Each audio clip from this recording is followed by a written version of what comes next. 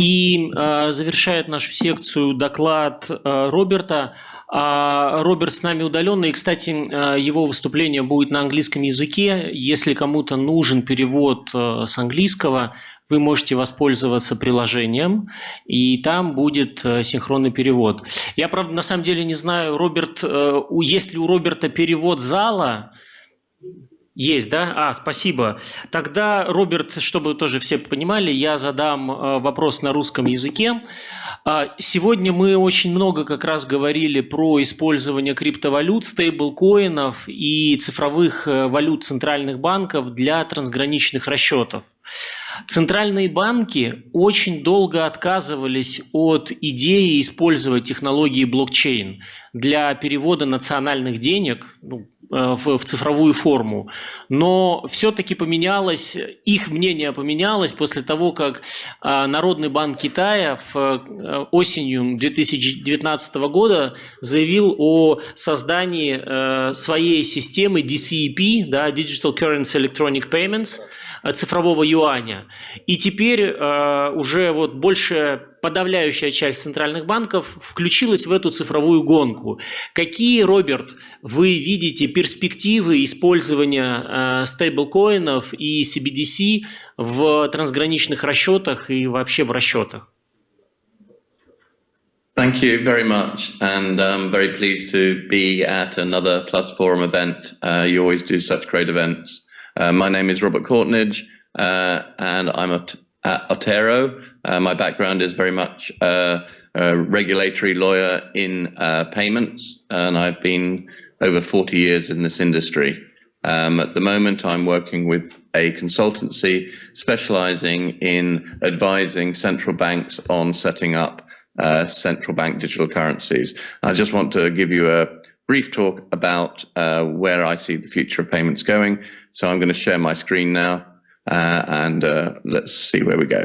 I'm going to be taking you through the digital future of money, where it's going, and what I see happening. And I see this happening over two fronts. I see it happening in relation to the initial development of stable coins. Already we have Tether and USDC being the two major stable coins, but at the moment they are predominantly used for hedging against crypto traders that want to have on and off rails to the more volatile cryptocurrencies. However, what we see coming forward is a more utilitarian use of stablecoins as we move towards the development of central bank digital currencies. So I'm going to start off by looking at what the problem is today, and then I'm going to start to look at this new world of, as I say, CBDCs, central bank digital currencies, and stablecoins. Then I'm going to have a quick look around the world at which markets are getting there at the moment.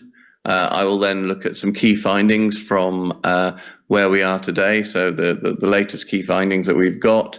I'll be talking about the pivot to digital, and then I'll be looking at where I think things are going in the future.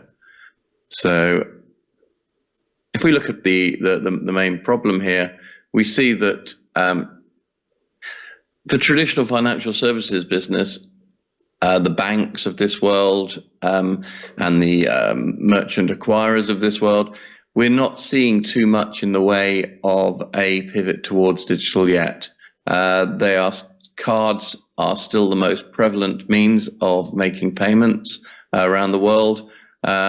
And what we've seen is a move towards digital wallets, but they're still using your card. So things like Apple Pay, things like Google Pay, where you're using your mobile phone, but you're really just using the mobile phone as a means of accessing your card-based accounts to pay at point of sale using a contactless solution. There hasn't been the next step move yet into digital. We're seeing Generation Z and beyond leapfrogging the banks. They don't see the necessity of banks anymore. They do see their mobile phone as their access to their money, and they really do see big tech and social media platforms as being the way forward. If you looked at their usage on their mobile phone, you would see social media very, very high up there. It's where we see the future generations coming through and using and wanting to be able to pay. So how do we capitalize on these new opportunities so that we're the leaders and we don't fall behind and become less competitive against the sort of digital giants out there, like the sort of Metas, the Googles, the Amazons, those big players? How do we keep up to date? We want the financial services industry to be out there. We're seen as very stable as an industry, a safe place to store your funds. We don't want that younger generation coming through and leaving us behind. If we do, we'll become less differentiated and we'll lose that edge. And that knowledge gap between the traditional financial services and the digital era that's coming in now, we're finding a really not mixing as well as they should. So let's just have a look at what this new world looks like. A central bank digital currencies. So the key thing about a central bank digital currency is it is seen as legal tender, i.e. it is the same as the coins and notes that you hold in your physical wallet. They are the digital equivalent of physical currency. Their main benefits included the ability to be financially stable. They help very rapid implementation of new monetary policies because you don't have to pull and push physical cash in and out. You can do it at the press of a button through the central bank. We know they're very good for payment efficiency because they would work the same way as your Apple Pay or your Google Pay would on your phone. The security can be much stronger because you can put proper cybersecurity measures around a digital currency. And we have this issue about inclusion, and this is a debate that is going on. Are we going to make it less inclusive for people if you sort of move to digital and away from physical currencies? Is the older generation not going to be able to cope with the ability to bring in digital currency? So that's an education piece. But the belief is that actually it will be more inclusive because as everyone moves towards a digital world and understands how to use digital currency, there is a much faster and more rapid deployment of electronic and digital currencies than there would be of physical currencies. And over the last 3 years, we've seen many central banks and governments increase their sort of move to digital cash incentives. Then on the other side of it, you have the stablecoins, and stablecoins are very much a non-central bank issued digital currency. They are not legal tender, but they have a value that is pegged to a particular reserve. In the majority of cases, that will be a particular fiat currency. So they will be pegged, for example, in the UK, it would be pegged to the pound. So £1 of a digital stablecoin would be the same as £1 that you'd hold in a commercial bank, and that's the key to them. And I and our teams do feel that stablecoins are a very good way to test a market to see how we can move towards a world of CBDCs. It's very much seen as a stepping stone. And stablecoins are like commercial bank money as opposed to central bank money. So in the current world, we see that central bank money is the pounds and the coins that you have in your pocket. Commercial bank money is the money you hold in your bank accounts. That is basically your bank telling you this is how much money they will pay you back. Whereas your pound in your hand, your physical pound, is how much your central bank will pay you back. And so stablecoins are very much in the guise of commercial bank money. They are funds held or agreed to be paid back to you by a commercial entity, whether it is a commercial bank or another entity that's allowed to produce them. They offer the same benefits as cryptos in relation to the fact that they can be easily transferred on the blockchain, but there is typically less price volatility, hence the name stablecoins. But over the last years, many countries are publishing and enacting new laws to regulate the issuance and use of stablecoins. In Europe, we have the MiCA regulations. In the UK, we've just finished our 2 consultations, one with the central bank and one with the Financial Conduct Authority. With the Financial Conduct Authority, it's very much about generally stable coins and how can they be distributed. The central bank, on the other hand, is looking much more at how a systemic stable coin should be dealt with. But there are many issues being that arise as a result of the regulation of stablecoins as they become systemic. And what seems to be happening, certainly in the UK and Europe, is that we are moving towards systemic stablecoins being effectively what we would call a synthetic CBDC. As you move to a systemic nature, and systemic meaning... Robert, sorry, 1 minute. Please. Yes, sure. Yeah. Mm-hmm. 1 minute, please. Yeah, please. Yes, of course. As we move towards a systemic, they are requiring you to hold funds in the central bank.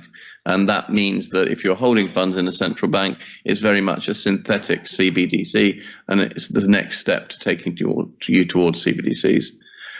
This is a map showing you that there are 11 CBDCs launched in the world. There are 21 pilots, 33 countries are in development, 46 in research, 16 are now inactive, and 2 have been cancelled. But we've got 131 countries being tracked, of which over 110 of them are in some way active at the moment. 98% of the world's GDP, gross domestic product, are exploring a CBDC. If you compare that to 2020, when there are only 35 countries, this represents a massive growth. 19 of the G20s are now in development. 11 countries have already developed it. Central bank is already having pilots, and we're looking at pilots going on in Australia, Thailand, Russia, India, Brazil. The US has stalled its progress. There's a lot of libertarian issues in the US about privacy, and we're seeing that in the UK as well now. But we're still trying to push forward on that, and it's a steamroller going forward. So it's not if now, it's when and how soon digital currencies will gain traction. Businesses need to be clear how they can capitalize on these new technologies. You need to be in there, otherwise you're not in the game. If you are ready to do this, you're going to attract new profitable business with higher margins. You'll keep your base loyal. You'll reduce attrition. You'll be better than your competitors in the marketplace. And just finally, a quick look into the future. We do see this kind of thing going on where people will augment into the real world. So there's 2 worlds coming forward. Obviously, we have the metaverse and we have the real world, but we see an augmented real world with the Internet of Things, the ability to make payments out of your household appliances, your car being able to pay for its fuel when it gets to a garage, and then the growth of wearables. You can see this guy's wearing a pair of glasses, and he can then see the guy he's going to see. It digitally recognizes the individual, and the individual that you're looking at can release as much information back to you as he wants to. He will switch on and off what he's allowing you to know about him. It's a bit funny at the bottom bit. Nice guy, just don't lend him money because his credit score's too low. But we can see this starting to happen in the real world. You've seen what's going on now with Apple and their new Apple glasses that they're creating. We're going to see an app store of money where we can have the ability to set up different programmable money choices. So you can have a buy now, pay later built into your stablecoin that you're that you're working with. And as I say, on the metaverse, we've got banking, shopping, meetings, holidays. This is all going to happen. So in the real world, you'll be augmented, and in the metaverse, everything will be available. And that's very much where I see the future going. So that is me. Otranto is the consultancy I'm working with, which is, as I say, working with central banks to develop central bank digital technologies. Thank you very much for listening to me, and look forward to speaking at a future event. Thanks a lot. Thanks a lot, Robert. Thank you.